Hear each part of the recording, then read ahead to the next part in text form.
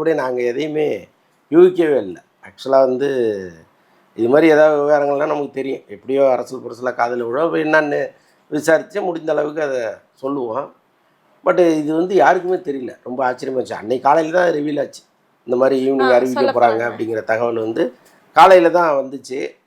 பரவாயில்ல. ஆனால் நல்ல முடிவை தான் விஷால் எடுத்திருக்காரு. ஏன்னா இப்போது அவருக்கு ஏஜ் ஆயிருச்சு.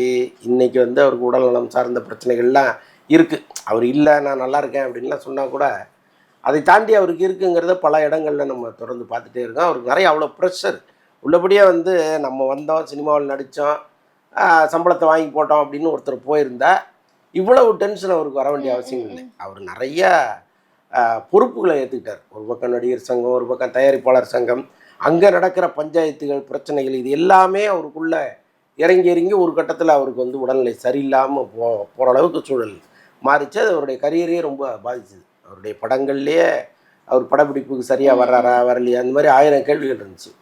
அப்போ அவரை நெறிப்படுத்தி கொண்டு போகிறதுக்கு ஒருத்தர் வேணுங்கிறது தான் ரொம்ப முக்கியம். அவங்க வீட்டில் வந்து ரொம்ப நீண்ட நாள் கவலை.